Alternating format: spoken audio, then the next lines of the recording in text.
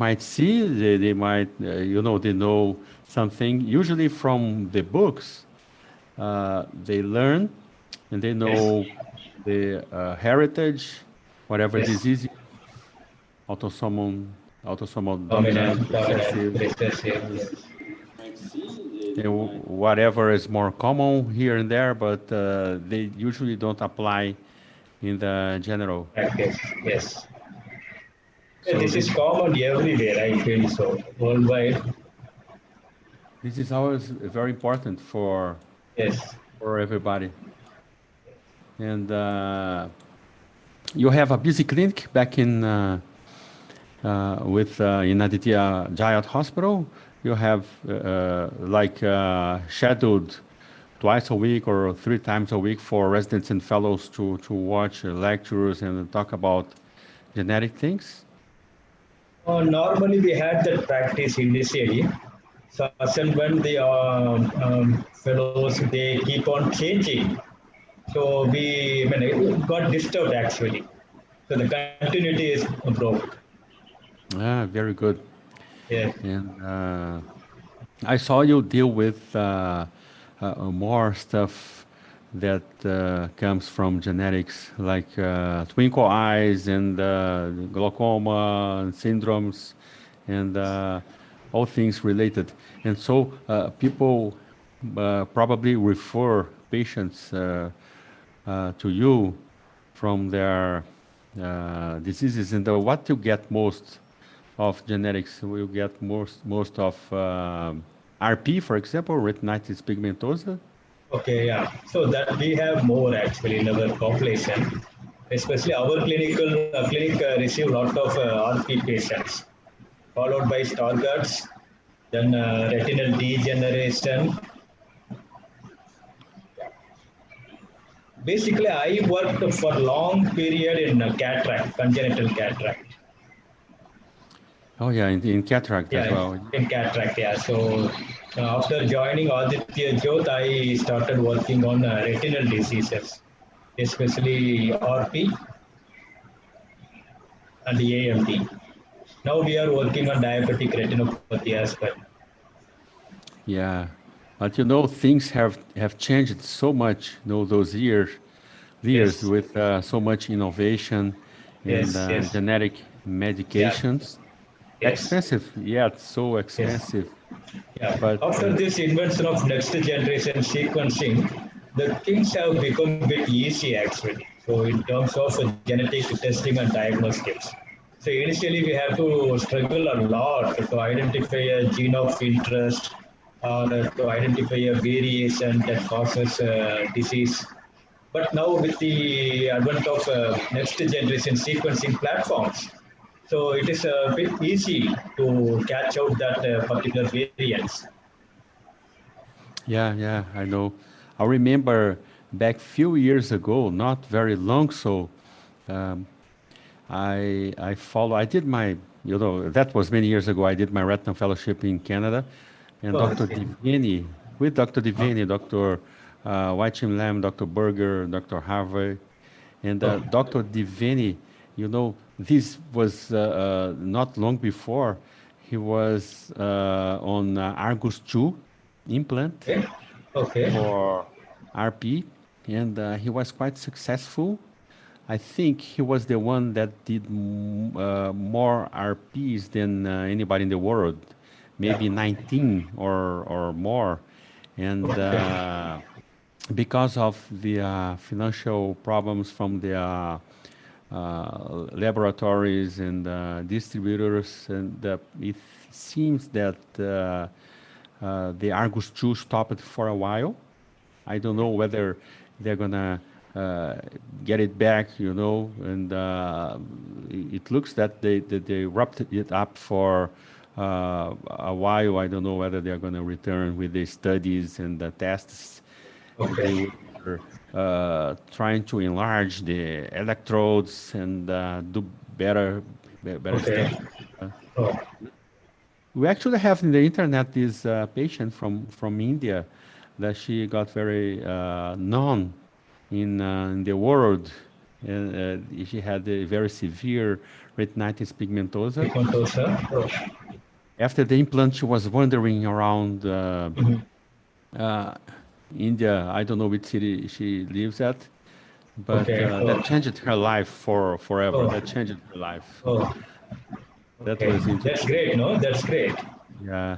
And then, recently these medications that were studied, they came up, and now we have Luxturna. Luxturna that I Yeah. don't That's know any cases here in Brazil, but it's a little bit expensive. And I think yes. I don't Yes. know. Very expensive. Yes. Yeah, your idea on that, because Yeah. now with the COVID times and the exchange rates for the medications and for everything, actually, things got more and more difficult to follow. Yes. So I'm not quite so sure whether uh, this approach will start or Yes. Sure. take Yes. off better. Understand what I mean? Yeah. But As far as I understand, the Luxturna is not yet launched across the world. It's very limited to certain part of world. yeah, yeah, I know. Yeah, and because of the cost as well as the production rate, and it depends upon the patient population again. So how many are having that particular RPE65 gene mutation?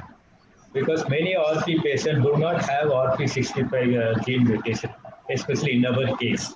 We have done around 30 cases. None of them had a mutation in RP65 gene. So it means those patients will not be eligible for such trials or such treatment. Okay, Yeah. yeah. And there are more studies, and I think we could have an example, as you have from a genetic clinic as well, so that we could also give the example for other residency programs and such as ours, so Yeah. that we could direct better our patients on that purpose. And do you usually ask the patients, for example, if you detect somebody that was referred with RP, how do you approach them calling more members of the family and then gathering more people to have the IXM made? And people usually like the idea. They bring the family, they bring everybody, or they find some. You find some resistance on that. Yeah, yeah. Some patients will be willing to bring in their family as well. Suppose if a proband seems to be a kid, 5 years, 6 years kid, so obviously the parents will accompany them. So only thing we may not have their grandparents, the proband's grandparents. They might be living somewhere in India or somewhere in the world. So bringing them together will be a bit difficult in the first go. So once we diagnose them of having some diseases, then we take them for a genetic counseling. And we will Okay. tell them what are the possibilities of genetic testing and what they can get benefit out of it once they perform or undergo genetic testing. Then some patient or some parent will accept immediately, because if they plan for next kid or next generation, then they will obviously go for it. If they, some people, some parents may not go for it immediately. So whoever is willing to go for genetic testing, then we can insist them to get their parents also. So in that Mhm. case, we can find out the hereditary pattern, because we need to know whether it is a dominant or recessive, or how that is going to segregate in the family. So what are the chances of other members to get affected? So all those possibilities we can share with them. So in that aspect, they will come forward for a genetic testing. Yeah, yeah. This is Yeah, interesting. yes. So we need to have a genetic counseling, especially when we diagnose them of having some rare or unique phenotypes. Hmm. And Yeah. do you get patients from the countries around you, like Pakistan, like other Uh, countries? That even from we China, I have, don't. You have the not Dr. very No, far no, no, from. Dr. Natarajan had a lot of patients across world, but there may not be frequent visits of the same patient. The moment when they come into India, then they will just check in and go for the ophthalmic evaluations. If they find something else, then they will go to their place and they will take further follow-ups. They may not come back to Aditya Jo they came. So Mhm. following those patients will not be a good idea because we cannot trace them in future. We cannot have samples from their family members in future. So we have not got, and moreover, there is ethical issues also. So we have ethical clearance for our Indian population, not for the outsiders. So we need to get ethical clearance from their country if at all we want to collect a DNA sample from others. Mhm. Yeah, that's very very interesting, Yes, and yes. I think that I'm already live on. We are already live on YouTube as well, Okay. and this lecture of wars of yours that I Okay. thank you very much for accepting the Well, invitation, thank you. and this is very precious for us to have somebody speak on such a very interesting and great subject that is genetics. And we really appreciate, and this lecture will be recorded and will be there for future research from the residents and Yes. fellows. And it's good that we chat before, because then we get to know each other, and Yes. also we get to spread the good news for the people that Yes. how your subject is, and your subject is of utmost importance. We know that, and Yes. I would like you, if you could possibly share your screen and show your presentation as well. Okay. I already made you co-host.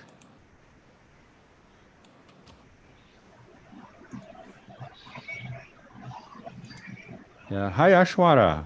Good morning. How are you doing? Hi, sir. Good morning. How are you? Yeah, I'm fine. Good to see you. You know, right now some 7 is approaching next Yeah, Saturday. yeah. Gearing It's, up for that. it's getting there. Right. Thanks Hello, for. Rajkumar, sir. Hi. Good afternoon. Yeah, good Hi. afternoon. How are you? I'm fine, sir. How are you? I am good. Hello, Rodrigo. Hola. Hello, olá, good afternoon. How are Good you? Hola, afternoon. Rodrigo. Olá, Hello, Shwara. Rodrigo. How are you? Hi, Dr. Nakamura. Fine, and you? We are here.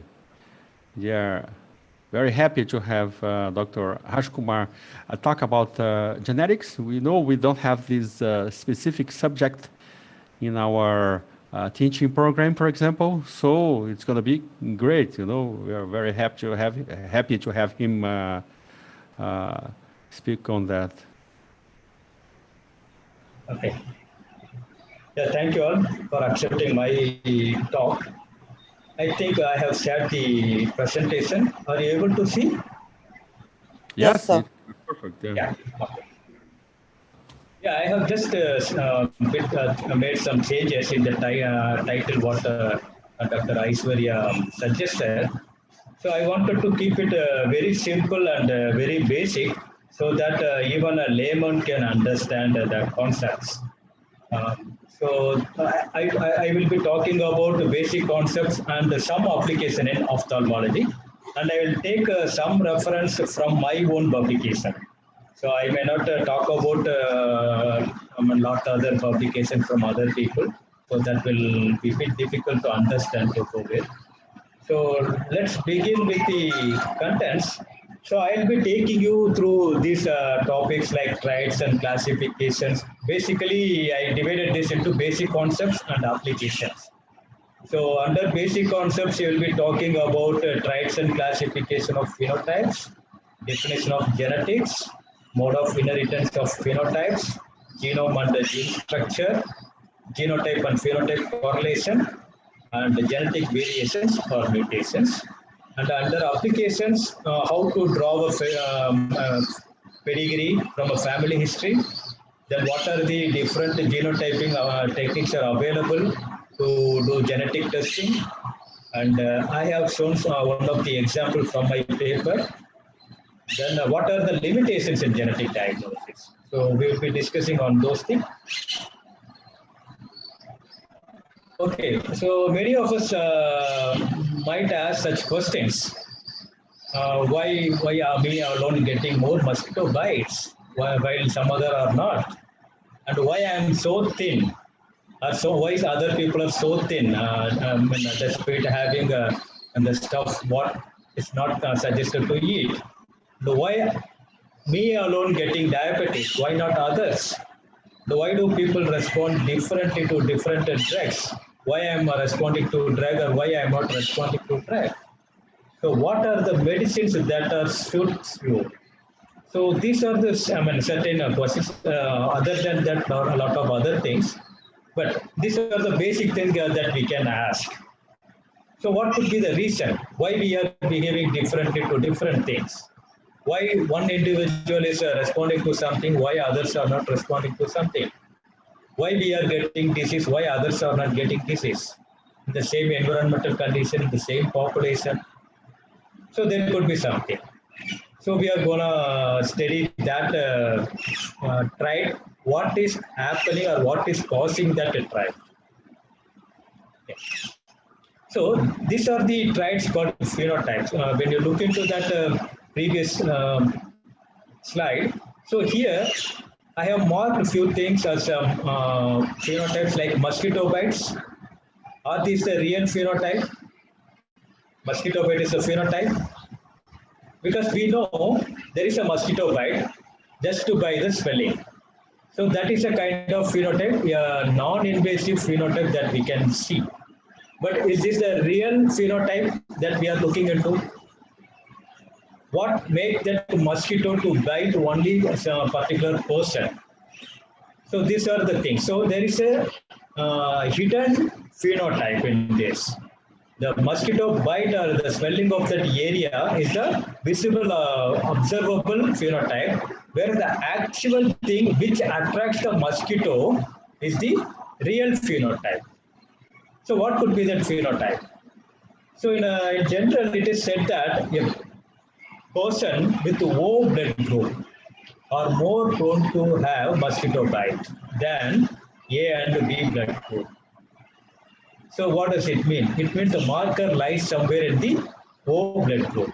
So that attracts the mosquito. And similarly, some patient will be very thin despite having lot of food, despite having all junk food. So their genetic makeup makes them or keeps them very thin. Some may be very fat despite not having anything. So these are the things that is regulated by our internal gene or genetic makeup. Okay. So in genetics, the term phenotype refers to the composite observable physical properties or trait. So which we can easily see or which we cannot easily see through invasive method we can observe. So these are the things called phenotypes in a clinical term. So this includes either morphology, a gross appearance of an individual, or appearance or physical form of a structure, any anatomical changes, developmental process. Some may develop, some may grow tall, some may grow short. So the developmental process, biochemical and physiological properties, behavior, even behavior, and the products of behavior. So all are suggestive of phenotypes. So anything that changes from time to time, so that can be observed. That could be due to the regulation of certain genetic elements in our body. So the traits of phenotypes could be either visible to naked eyes or non-visible to naked eyes. So that can be observed only through certain experimental or evaluation or some diagnostics. So based on this, we can classify the phenotypes. So initially, people used to have a kind of phenotypic observation based on the quality, superior quality or inferior quality. So how in the previous era, 17th century or 18th century, normally after the civilization, so people started having a domestication of animals, cattle, equines, all those things. So in order to select the suitable variety, so they keep the superior variety or inferior variety based on their strength, the effect, function, all those things. So they started classifying the phenotype based on the superiority or inferiority quality. Then, when coming to the health sciences, so how we are classifying either a person with normal condition or a person with abnormal condition. The abnormal condition, what we call it as a diseases over here. Okay. So then again we can classify that phenotype into qualitative or quantitative. So what do you mean by qualitative? So anything cannot be measurable is qualitative. So just by the morphology or change in structure, change in the dimension, change in lifetime, change in the strength, force, all those things comprise of qualitative phenotype, whereas that can be measured in an experiment, laboratory condition, like number of blood counts, level of hormone, level of activity of enzymes. So these are the called quantitative phenotypes. Okay, so then the genetic comes into that. So to study the inheritance of such traits from one generation to other generation. So that is the study of gene or study of inheritance. So genetics is nothing but study of inheritance. So inheritance means the way that certain traits or conditions that passed from one generation to another generation. So we call Dr. Gregor Johann Mendel. He is an Austrian monk. So in the 1860, he first noted the inheritance or segregation of certain traits of the pea plants. So he found out that wrinkled versus round pea or yellow versus green pea. So he observed that that particular trait that is passing from one generation to next generation. So that's why he is considered as a father of modern or classical genetics. So he said that there is some trait that inherits as a unit. So that is called unit of inheritance. Still we follow. So although the term is quite ambiguous, but still we consider that unit of inheritance as a gene. So it means the unit of inheritance is referred to as a gene. Okay. So based on that, which I mentioned earlier, qualitative and quantitative phenotypes, we can classify genetics into qualitative genetics and quantitative genetics. So these two have two different, have some differences. Like qualitative genetics, it always deals with the inheritance of traits of kind, see one kind, either form or structure, color. It could be due to single gene variation, whereas the quantity of quantitative genetics could be due to multiples of genes or polygenic.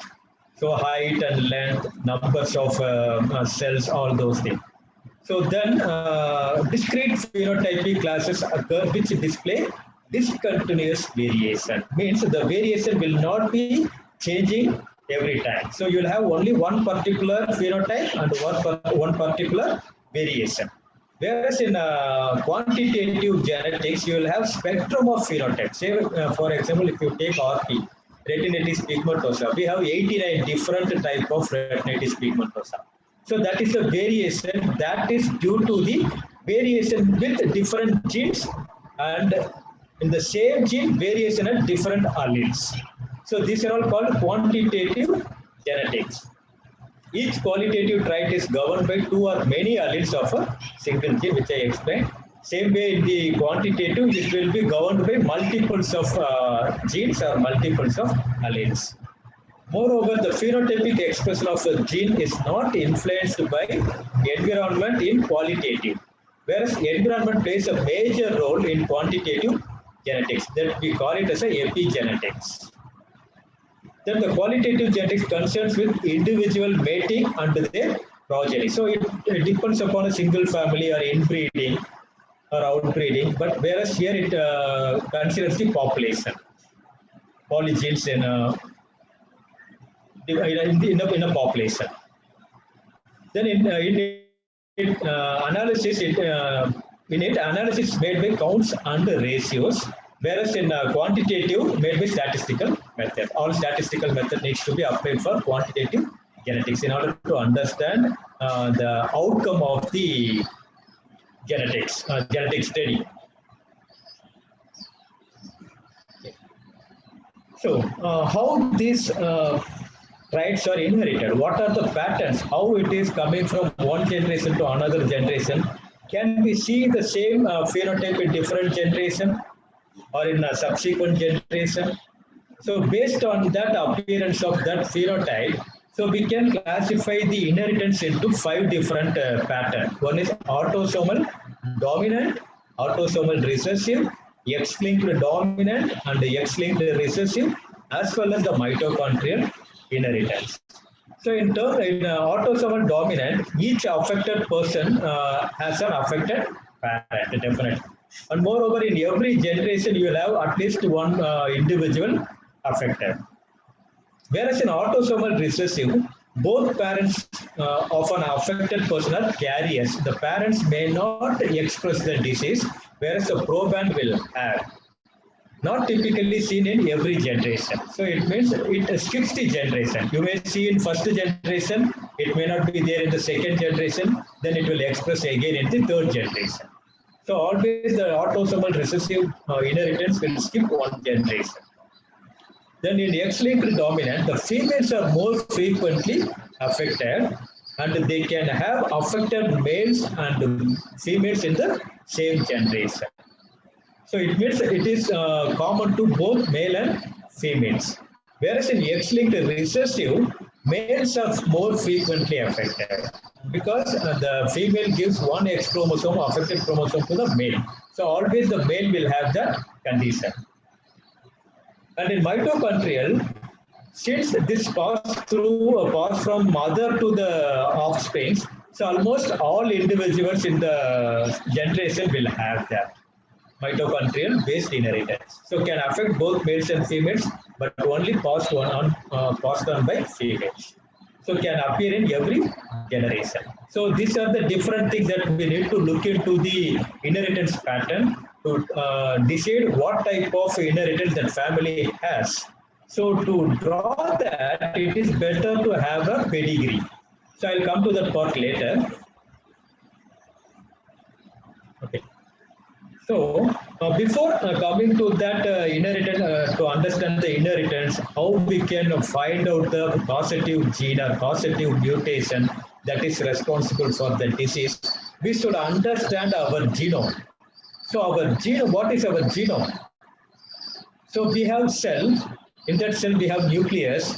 The nucleus has nucleic acids. So, the nucleic acids are nothing but the genome.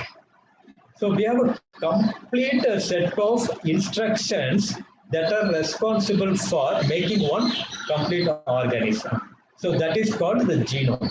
So the genomes are divided into chromosomes.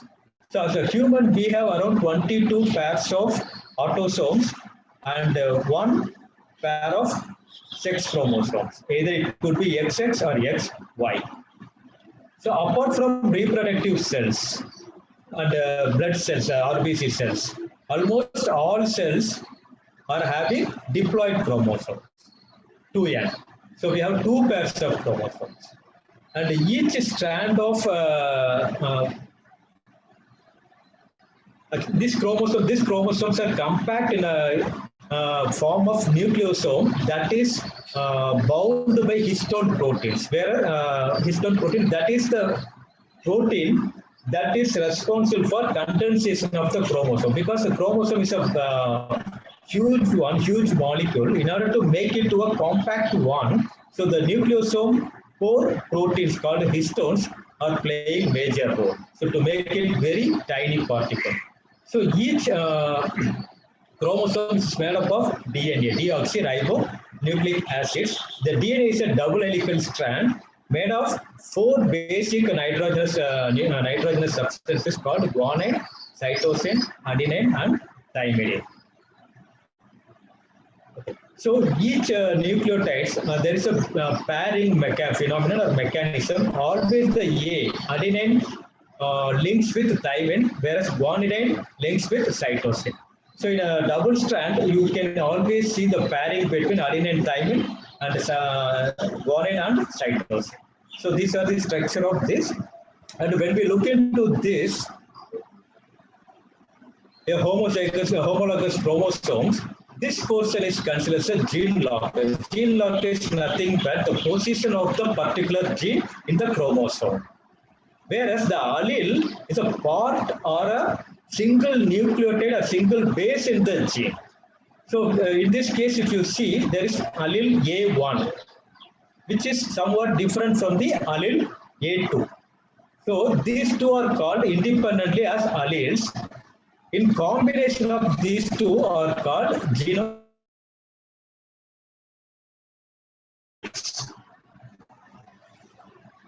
Okay. So allele, a gene can exist in different forms across organisms. How? Because of the change in allele. When a gene has changes in one particular nucleotide, that will assume different forms. So that's why the polymorphism, gene polymorphism. Same gene from you and me will be different with respect to a particular nucleotide change. So that is called allele. So one variant form of a gene at particular locus is known as allele. So in general, a single nucleotide base of a gene segment is considered as allele. So locus, I explained that the exact fixed position or location of the gene on the chromosome is the locus or location, loci or locus. Then, when does allele of same type, if both A1 is there in the two pairs of chromosome, then it is called homozygous allele. If A1 and A2 is existing, then it is heterozygous allele. So the combination of these two alleles are called genotypes.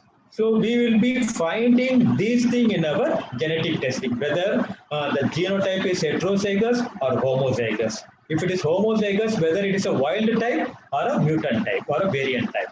So the heterozygous is always a mutant type because that harbors one normal allele and another abnormal allele in terms of disease phenotype. So the organism's phenotype is determined by its genotype. That's why each individuals are different. So when coming into the central dogma, how the DNA gives the message to the RNA, how the RNA gives a message for the making of protein. So this is called central dogma. The DNA is transcribed to mRNA, or the three different RNA called rRNA, tRNA, and mRNA. The mRNA is the actual coding part of the central dogma. So that mRNA gives rise to message for the making of protein. So the proteins can be again classified into two major types: the structural proteins that are responsible for our morphology, anatomy, or bodybuilding, all those things, and functional, the proteins that are responsible for hormones or enzymes. So here in the table, I have shown the genetic codes and codons. So these are the triplet codes. The triplet codes are responsible for single amino acid. So it adjacent to the code like UU is uridine. So in corresponding to DNA, it is T, thymidine, whereas it will be UN RNA. So TTT or UUU is coding for amino acid called phenylalanine. So like UAUA, UUG, like that. So you can have 21 different amino acids. So the amino acids are colored in a way. The non-polar aliphatic amino acids are in red, whereas the polar uncharged. Polar means that will have a kind of directional philicity, hydrophobicity or hydrophilicity. Okay, then positively charged. It can be a positively charged amino acids or negatively charged amino acids. When the amino acid, when a protein has a change with this type of amino acid, say for example, instead of positively charged amino acid, when there is a replacement of negatively charged amino acid due to a mutation, so the functionality of the protein will be affected. Either it may gain of function or loss of function. So the protein may be abundantly functioning or the protein may be silenced. It may not have any function at all. So these are the certain terms. Okay. So when coming to the organization of the gene, so the gene comprises of different portions. It starts with promoter region. This is the region that is responsible for the transcription of the gene or transcription of RNA. So the gene has different elements like coding and non-coding elements. The coding elements are exons, which is in the orange one. The non-coding elements are introns. So essentially, the coding elements or exons are combined with each other to form a functional RNA. Then that functional RNA gives rise to the protein. So anything happens in this exonic region that is going to affect the RNA structure, which in turn subsequently affect the protein. So the expression of these exons are controlled by other elements called untranslated regions. So it is there in both the sides or both the flanking region of the gene called 5' untranslated region or 3' untranslated region. Okay. So then finally there are poly A signal. So that is the region where the RNA will be terminated. The transcription of RNA will be terminated, and that is the signal for the stopping of the protein synthesis.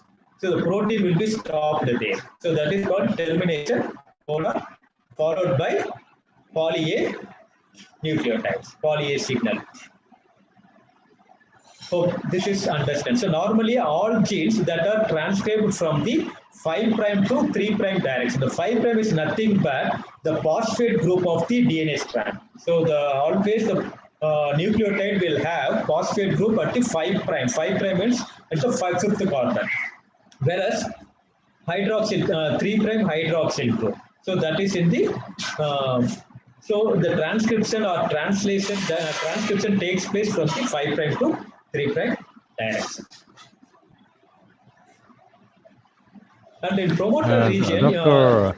Harsh Kumar, can I ask you something? Yes, yeah.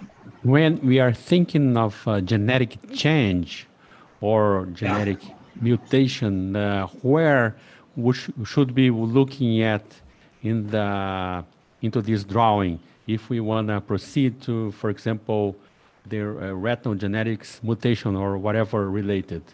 Yeah. So the mutations can happen anywhere in this gene, the entire area. Like in promoter, there are a lot of promoter variations. If there is any variation in the promoter, the regulation of gene will be hampered. Say for example, if any mutation in this the TATA box, we call it as a TATA box. These are the regulatory element in the promoter. So the proteins that are necessary for the transcription, we call it as the transcription factors. The transcription factors binds at this TATA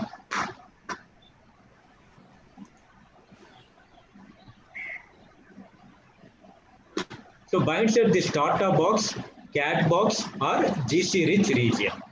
So from there, this regulates the expression of the gene. When there is a mutation in this particular boxes, what will happen? The transcription factors cannot bind. It means the gene will not be expressed. So the gene will be silenced. So say for example, if it is a retinaldehyde gene, which is responsible for retinal metabolism. So the retinal metabolism may not take place. So obviously the retinal function will be affected. So the mutation in promoter is also have major role. And moreover, all these exonic region are also more important. The variation at any of the exons that also will affect the functionality or coding of the protein. The codes will be changed, so thereby the amino acids will be changed. Okay. In some cases, the intronic variations are also important because we call it as a splice site. Normally what happens after the transcription, the exon 1, exon 2, exon 3, exon 4, exon 5 will join together by leaving the introns, or the introns will be excised out. Suppose if there is a mutation in this is called a splice site where the introns will be excised out. Suppose when there is a mutation in this splice site, what will happen? Sometimes the splicing will not take place. So we will likely to have a exon with intron 1, then followed by exon 2. So the gene length will be increased, the mRNA length will be increased. You will have non-essential amino acids in between. So this may lead to aberrant protein or abnormal protein. Sometimes the protein will be terminated if there is any stop codon within this intronic region. So the protein will be having only exon 1. The amino acids responsible for exon 1. It will be terminated here. So mutation in all these regions, including promoter, exon, introns, are important nowadays. And the 3' untranslated region and 5' untranslated region are also important because there we have microRNAs. The microRNAs are the regulatory RNAs that all sometimes binds to that and that regulates the expression of the gene. So when there is any change in the translated region, so the microRNA cannot bind or it can bind permanently. So thereby it alters the expression of the gene. So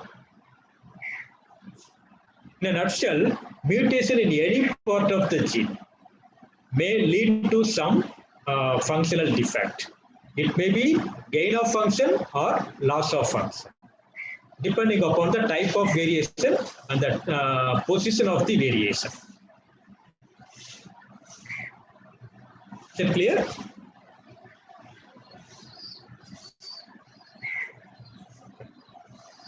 So now, how these mutations have been classified. So what are the different types of mutations?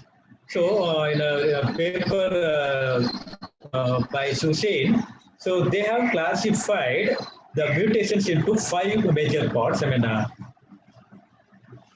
Not 5, 3 major parts. So point mutation, chromosomal mutation, and copy number variation. The point mutation is nothing but when there is only one single nucleotide change in any part of the gene segment, any single nucleotide variation that is called point mutation. That single nucleotide change may be either a substitution. That can substitute one nucleotide by another one. Say for example, if there is adenine, instead of adenine, there could be substitution of guanidine or cytosine or thymidine. So it means this is substitution. Then another point mutation is called insertion. So insertion of any single nucleotide in any portion of the gene segment. So it could be A, T, G, or C. Then deletion. So removal of one nucleotide from the gene segment. Single nucleotide is deletion. So sometimes the insertion deletion can be large. So we call it as a large indels.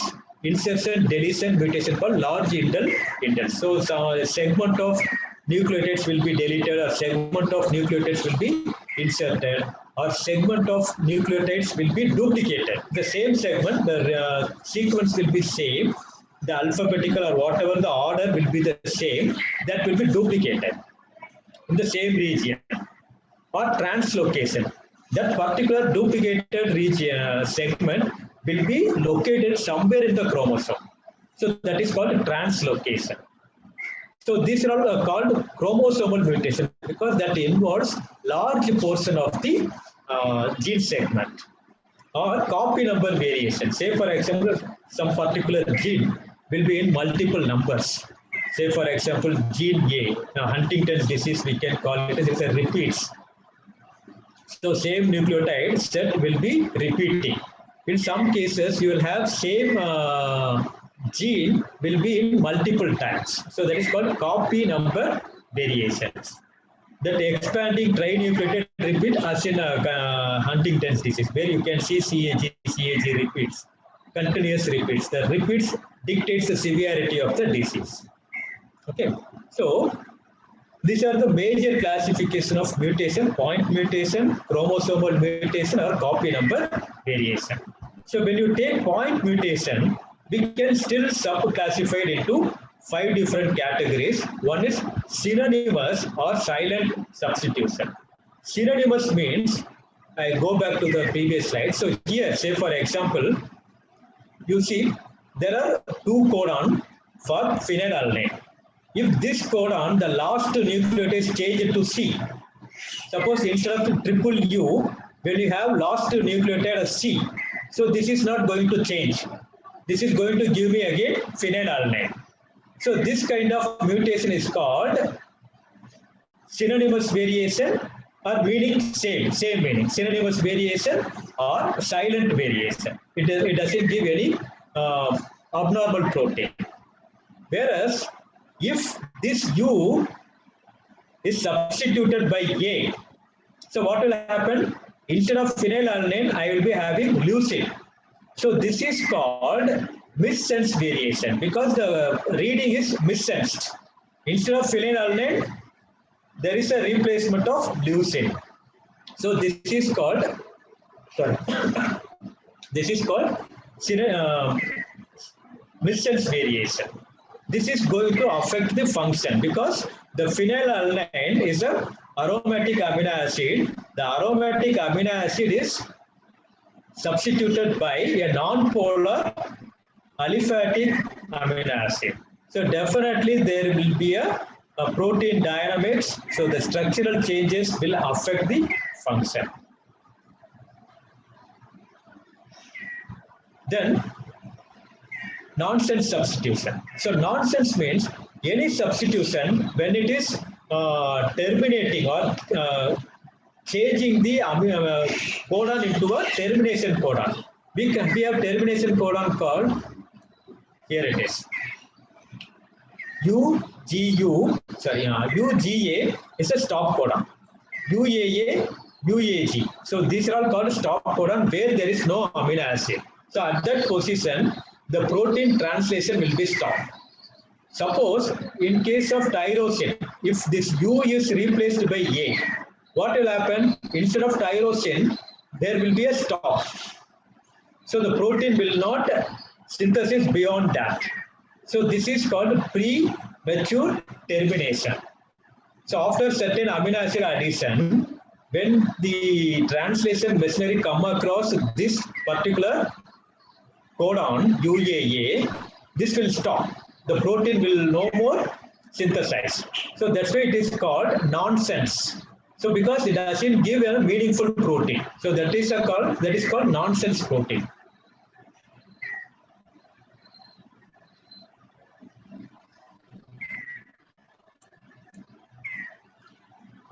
Okay.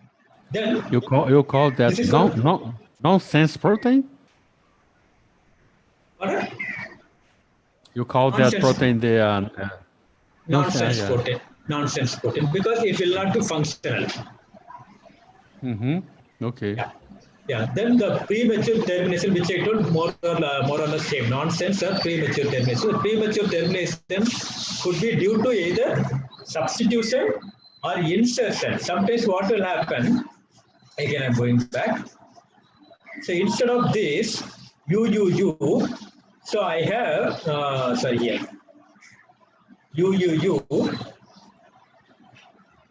If I have UAA here, again this will change it to stop. So this is substitution. Okay.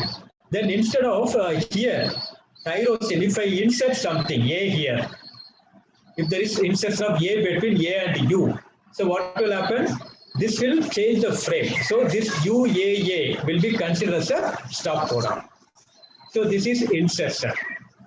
Then in another example, if there is subsequent A, if that is deleted, so that may turn into a termination codon.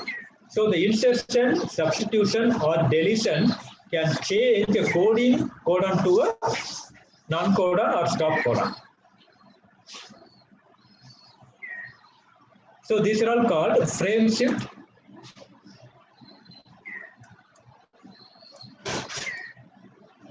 So frame shift mutations. So that will shifting the frame, coding frame.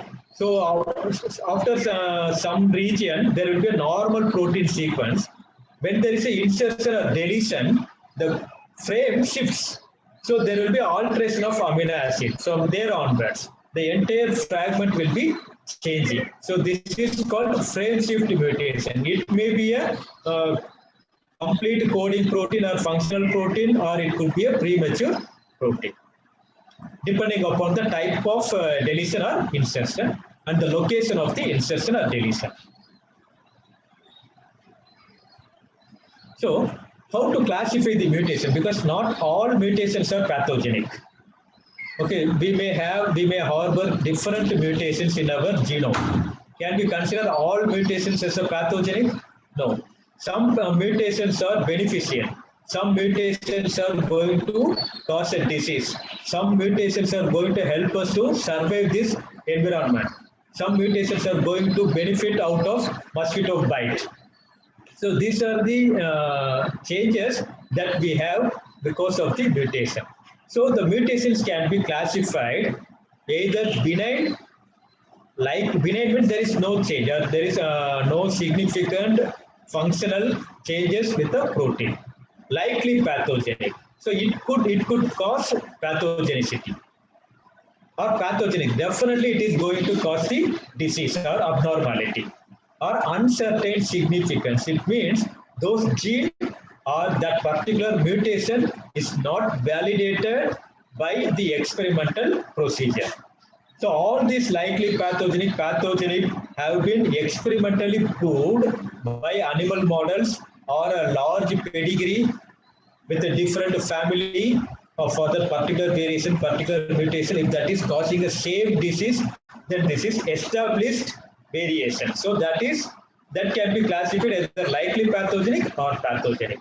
If any variation of gene is not evaluated or validated with a different population or with a different family or in any of the experimental model,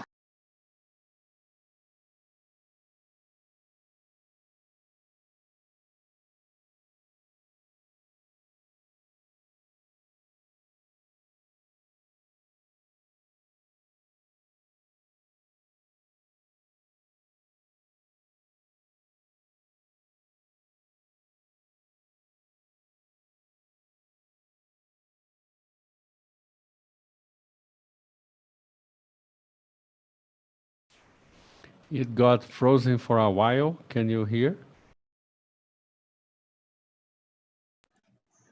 yeah, it is unmute. Yeah.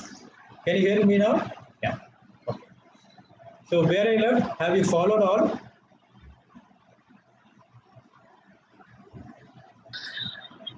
Yes, sir. Yeah, yes, it's all right now. Yeah. Okay, fine. Yeah. Okay.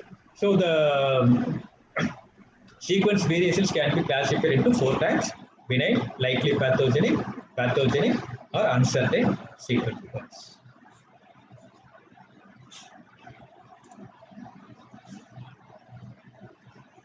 Okay. Now coming to the family history. So how much the family history is important in determining the inheritance pattern as well as identifying the gene of interest. Okay, so we need to collect the entire family history from the patient.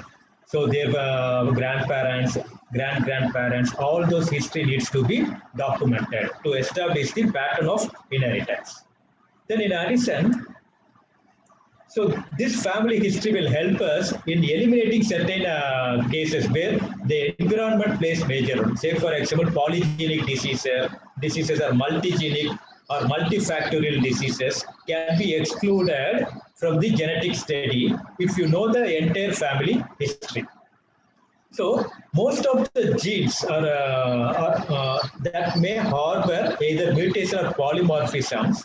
Okay, that could be the reason that is inheriting or segregating in the population. If it is a single gene mutation, so that can be easily captured when you have a strong family history.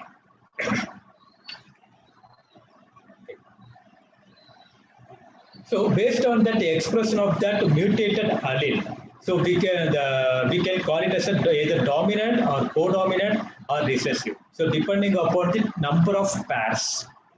So the family history will tell us a kind of clue that what we can expect when we go for the genetic testing or how we can target that particular gene of interest.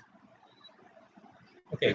So probably you might come across all these symbols, but still how to make a pedigree will be a bit complicated task because drawing a big family pedigree will be a bit cumbersome. One generation, two generation, or single family, two family is a bit easy, but multiples of families with a different more than three generation is a bit difficult while drawing manually. So there are softwares available where we can select the symbols and we can just annotate it. So that will make a pedigree of our choice. Okay. So in general, so the male is symbolized by squares, open square, whereas female by open circle, and the marriage between male and female is indicated by the link. When there are two links, it means it is consanguineous marriage. That indicates consanguineous marriage. When the link is broken, it means it indicates divorce. Okay, in any individual, if it is crossed, so it means deceased. Both male and female are applicable. It is deceased, and when the box or circle is filled, it indicates the phenotype or disease phenotype. They are affected, the affected condition. The arrow adjacent to that indicates the index case or the probands. Okay. Then the twins are indicated by, yeah, split split arrows, whereas the identical twins are shown by connecting between the twins. When there is ongoing pregnancy, if the gender is not known, then you can have a diamond shape. When there is a carrier, there will be a dot inside. When the gender is not unknown, not known, then it is a diagonal or a diamond. When there is an adapted kid, the symbol will be like this. When there is no offspring, you can have one large and a small lines. And when there is a stillbirth, only one single dot. So these are the certain symbols that is commonly used in the pedigree making. Okay. So let us look into different patterns of inheritance. So take the first autosomal dominant inheritance, where you can see almost all, not all generation has affected members. Whereas in autosomal recessive, in the first generation you can see, whereas in the second generation there is no affected member, in the third generation it reappears. So this indicates autosomal recessive. And in X-linked dominant, if you see the female is affected here, so obviously all gender in the subsequent generation will be affected.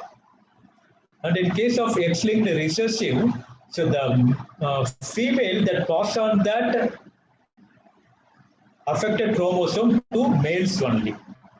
So this passes from female to male.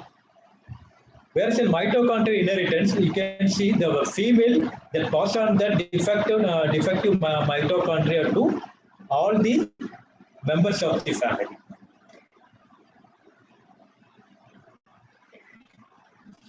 Okay. So now how much the gene is been shared between the relatives? So we can classify the relatives into three groups: a first generation relative, or second generative relative, and third generation relative.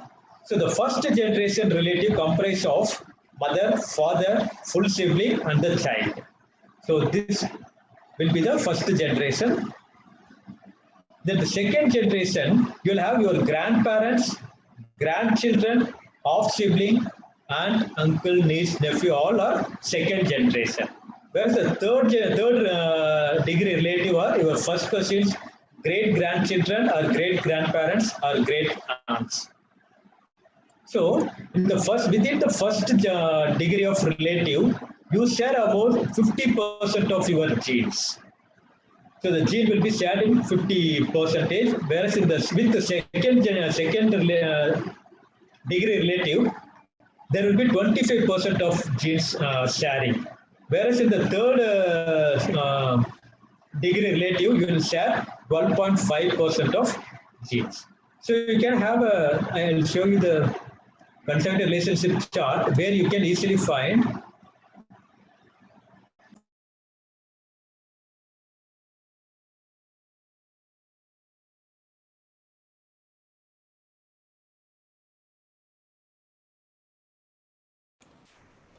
Yeah, the sound.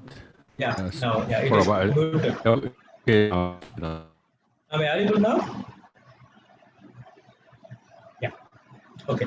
So myself, I'm sharing 50% of my gene with my parent and 25 with my grandparents, 12.5 with my great grandparents, and the second great grandparents of about 6.25 and 3.125. So the gene sharing will be reducing by half as and when the generation increases. So similar way, when you pass on to that, it will be decreasing. So this is a general a kind of ready reckoner to understand the degree of relatives and the amount of genes that is shared between different relatives. Okay. Now the question is, we have a patient, so we know that he is having a particular condition. Now how to do that? So by clinical evaluation, we identify the phenotype. Now we know the phenotype. So what could be the reason for that phenotype? How to identify that phenotype, the causation of the phenotype. So for that, we have different genetic testing methods. The simple one is called PCR-based Sanger sequencing. So this was the gold standard method technique which people were using for the past 30 years or 3 decades. Now with the advent of next generation sequencing, so we can go for high throughput analysis. Whereas with the PCR and Sanger sequencing, you can go maximum of 8 or 16 samples with that machine. Now with the next generation sequencing, we can go more than 96 samples together. Now certain platforms are available, even you can go for 300 and 384 samples together. So, and moreover, the sequencing of our chromosome, our genome, is very robust nowadays. Whereas with the Sanger sequencing, it is time consuming. But now it is very fast. Within a period of 2 3 days, you can have your entire whole genome sequencing. So that is the advantage of our next generation sequencing. So there are different methods available based on the cost effectiveness as well and the applicability. So certain equipments we can host in our institute, certain we have to outsource it because we cannot afford buying that kind of equipment like a next generation sequencing. Okay. So this is a study from our my previous hospital rather. So we received a case. Actually, the case has congenital cirrhosis along with glaucoma, cataract, aniridia, myopia. So it is a multifactorial kind of multifactorial diseases. And when you look into the pedigree, the mother had the same phenotype, the brother had the same phenotype, and the proband also had the same phenotype. whereas the father did not have, but he was blind since birth. So we collected blood sample from all the patients and we did Sanger sequencing. And the adjacent C, the C indicates the we call it as a chromatogram, the sequence chromatogram. This will show the change in the nucleotide. Here you can see the C, father, the T, the red one is T, blue one is C, the red one again T, and the green is A, and the black one is G. So you can read the nucleotide sequence T, C, T, AAT, CGA, and AG. The TCT is responsible for amino acid called serine, and AAT is responsible for amino acid called asparagine, and CGA is responsible for arginine. And in the proband, if you see proband and brother, there is serine followed by arginine, whereas here it is TGA. As I told, the U is T here. So if you consider UGA is stop codon. So it leads to termination. So instead of R, there is a substitution of termination codon. So this protein will be terminated. So we call it as R261X. The arginine at amino acid position 261 is terminated. So it means the protein is incomplete. So where it is incomplete, this is the entire structure of the protein. The protein has different domains, NTS, CTS, HD, and PSDD domain. The change in amino acid here that ends the protein sequence by here. So you will have only this portion of the protein. This portion will not express in the actual protein. So the protein will be non-functional. So this is what we observed in a case with multiple phenotypes. And what we hypothesized here is this conjunctival cirrhosis is a disease associated with vitamin A or retinoic acid deficiency or insufficiency.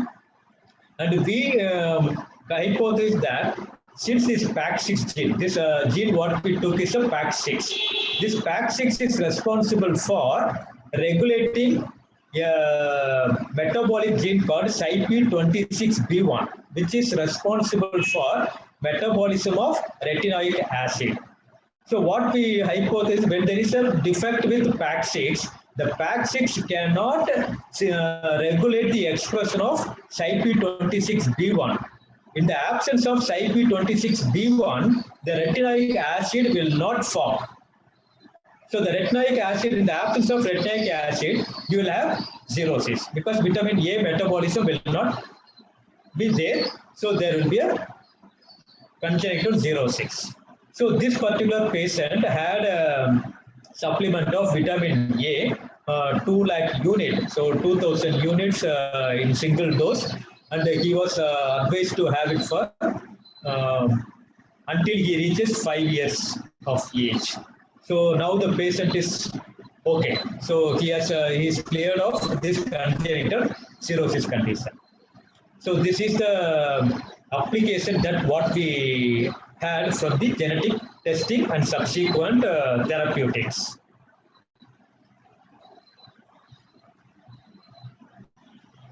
Of course, we do have a lot of limitations in genetic diagnostics. So the major two reasons are genetic heterogeneity and phenotypic heterogeneity. When there is genetic heterogeneity, it means the parents may have a certain type of variation, and the children may have another type of set of variations. So when there is a genetic heterogeneity, obviously the degree of that disease within that family will be different. So the phenotypic changes will be there and the degree of severity will be different. So all those things will always happen as in our previous case. So wherein here the mother did not have a particular condition called, I think the mother did not have cataract. Only these two children had subluxated lenses. The mother did not have that. So these are the things. So that could be because of the genetic heterogeneity or the phenotypic heterogeneity, because sometimes the clinicians may not express the phenotype or write the phenotype uniformly. The diagnosis will be different with the different clinicians. The way how one clinician perceives that particular phenotype will be different from the other clinician. So there will be a phenotypic heterogeneity. When that occurs, alternatively, that will affect the genetic heterogeneity and the genetic testing. We may not be able to give a pinpointed genetic diagnosis when there is a phenotypic heterogeneity. Am I clear?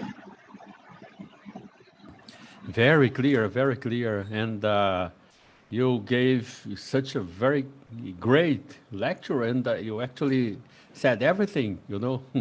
It's, I didn't know it that was so complicated, even though we had this idea, but uh, it's difficult to do genetic counseling, for example, because you have to involve all this information and gather everything and to get to the diagnosis and to compare to the Yes. clinical backgrounds.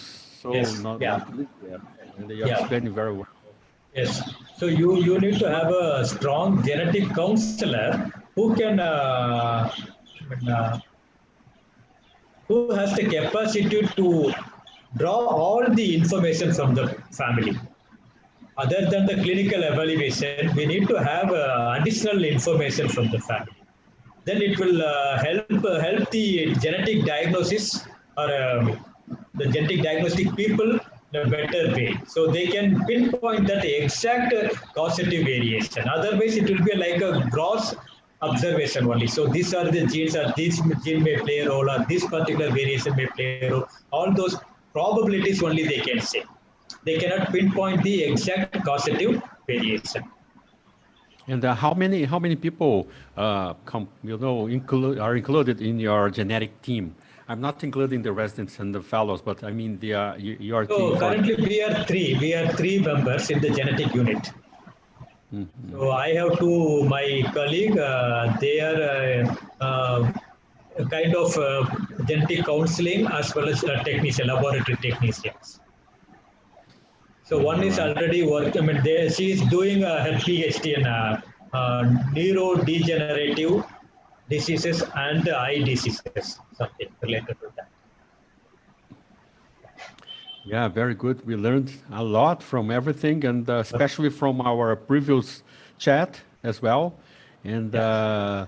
I already told our residents and fellows that we are gonna include your lecture as well in our resident test Okay. next text. Okay. Oh, And thank you.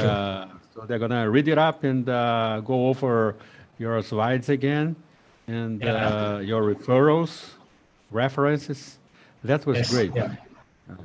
I surely appreciate, and I don't think you could get anything better because that was perfect. You know, you covered Thank you, sir. all issues on genetics. And of course, if we have to extend on that, we could probably take 4 or 5 hours and talking and discussing Yes. different cases. And Yes. we Yes. are going to do Yeah. that Yeah, we will later do it one on. by one. Yeah, we'll do one by one. We will take one particular case or one particular phenotype so we can talk about it. So that's what I wanted to keep very simple here, because I don't want to bring in so many things which will make confusion at the end. So I wanted Yes. to keep it very simple. So we'll go one by one, like next presentation, we can have a kind of RP and the genetics. And in another session, we can have AMD and genetics, something like that. So people will also understand what are the genes responsible for RP, what are the variations are responsible for RP, all those things. All right. And Yeah. this lecture is like a landmark for the things, you know, because from these, people would get an idea of what to look for and also to what to study and then to ask. And so we could direct later on in the next programmed visits, some cases as well, and we're going to join some cases of ours that we could discuss. And I really appreciate Raj Kumar again for your Thank you so participation. much. Thank you so much. And we are open for any discussions from anybody. Aishwarya, do you want to comment on anything? Thank you. First of all, thank you, sir. That was a very nice talk. I just have one doubt, sir. Yeah. So when a patient comes to the hospital and we suspect a genetic disease, how can we tell, for us lay people, I mean, in terms of genetics, we are ophthalmologists, but we don't have the vast genetic knowledge that you might have. So how can we recommend what type of genetic testing we should advise this patient? Is there a format or some sort of template that we can follow? Yeah, Siddhi has all the information. Okay, so for your information, if you want, we have certain templates from Red Genome. That is a company where we do genetic testing. Okay, it depends That applies upon to the all the genetics diseases. yeah, it depends upon the it depends upon. Normally, they go for only one particular panel called retinal degenerative panel. So that comprises of around 700 genes. So they will sequence all the genes and they will find out the gene that is responsible for that particular phenotype. So you can have the data like this. I think I have shown that. Yeah, here. So in this picture, you can see. So here, these are from different phenotypes like retinitis pigmentosa type 3, chondrodystrophy, Stargardt disease, retinal pigmentosa 41, retinal macular dystrophy or 41, Joubert syndrome, Stargardt retinitis pigmentosa 31. So these are all the different phenotypes we got, and we submitted all the samples to the service provider, and they did sequencing for almost 700 genes. I forgot to keep that gene list. In next session, probably I will share the genes. So they found in these particular genes. And if you look into the gene set, the PROM ABCA4 genes are repeated in so many cases. So they will give a report like this. You can see hemizygous. So hemizygous indicates it is a sex chromosome, right? So it is X-linked. Yes, sir. Okay. So the homozygous, so mutation is in both the chromosome. Heterozygous, one chromosome is okay, one chromosome is affected. But it is a composite. The same gene in two different positions, say for example, exon 42 and exon 48 has two different mutations. Though this is called composite heterozygous mutation. That's why it has undergone under autosomal recessive category. Okay. But still, it is likely pathogenic. It is not pathogenic. It is likely pathogenic. The effect of that variation is not understood much. Okay, so this kind of report. Yeah. Sorry, sir, is homozygosity and heterozygosity linked to the progression and visual prognosis in any way? Yes, yes. When there is a homozygous defect, what happens? Both the chromosomes are affected. Right. Suppose if it is a loss of function due to that mutation, so it means both the chromosome cannot give a functional protein. If the protein is very functional, it is essential for the maintenance or sustenance of the tissue, then the tissue may not maintain its liveliness. You got my point? So yes, homozygous has more severity than the heterozygous. In heterozygous, what happens? One chromosome is abnormal, one chromosome is normal. So the functional defect is compensated by the normal chromosome. So there will be some activity of the protein. Some 50% activity can be expected from the normal chromosome. So the tissue can sustain the condition for some time. So the severity will be automatically less when compared to homozygous condition. Okay. You got it? Yes, sir. Yeah. Okay. Hi, Jaydeep. Hi, Jaydeep. I think you. Hello. Hi. Hi. Good morning, Dr. Hudson. Good evening. Good evening, Dr. Rajkumar. Yeah, what a fantastic lecture. I'm sorry I couldn't join at the beginning. I was at the another branch clinic, and absolutely no range there for internet. Oh, I see. So Oh, because okay. right now I'm driving. I'm driving and I'm listening to your lecture. Oh, I see. Oh, thank you. Thanks a lot. So it was really comprehensive, and I couldn't hear the first part, but it was really good. And I think we need to keep having this kind of a refresher course in genetics every 6 months because we tend to keep on forgetting Yes, yes, genetics. yeah. So it's something Yes, which yeah. is very easily volatile for the Yes, memory. yeah. But Yeah. fantastic, you put it very well, and I think you should share your presentation with us so that we can, keep referring to it at times we don't, remember Yeah, things. yeah. Sure. So Yes, sure. it Yeah, looks yeah. like a very good ready reckoner for us to refer. Yeah. Thank you. I think it is in the And YouTube now, right? It is shared in the Yes, sir. YouTube. Yeah. Yeah, yes, we're gonna right, leave it in YouTube. I'm gonna get the Zoom version that is Okay. much better. And Okay. anybody else would like to ask, and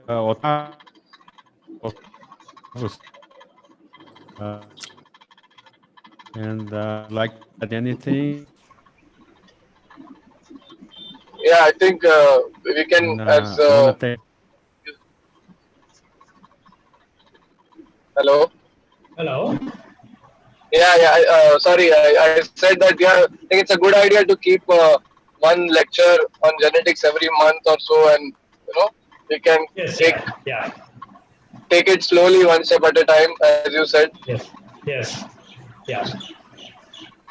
We can go That's true. slowly because the understanding concept needs lot of time.